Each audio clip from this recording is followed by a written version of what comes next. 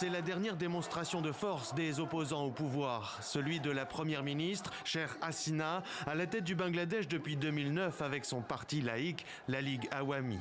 À Dhaka, la semaine dernière, ils étaient venus en nombre, pour certains de loin, à l'appel du parti nationaliste du Bangladesh, le BNP, pour ce 10e rassemblement en quelques mois dans la capitale. Un appel qui reste inchangé. Les manifestants réclament la démission de la première ministre et qu'une administration intérimaire gouverne jusqu'à l'organisation de nouvelles élections. Je n'ai pu voter à aucune des 2 dernières élections nationales, pas même aux élections au niveau des unions ou des sous-districts. Nous voulons nous libérer de la situation actuelle du pays. Les gens n'ont pas moyen de se nourrir. Le prix des marchandises est devenu hors de portée. Nous ne rentrerons chez nous que lorsque la démocratie sera restaurée. La croissance du pays, l'une des plus rapides d'Asie, est paralysée par les effets de la pandémie et de la guerre en Ukraine, mais aussi par la dérive autoritaire du parti au pouvoir.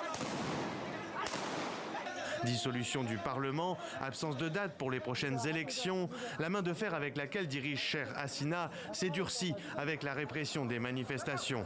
Au moins un mort et plusieurs blessés la semaine dernière, tandis que les arrestations d'opposants se multiplient.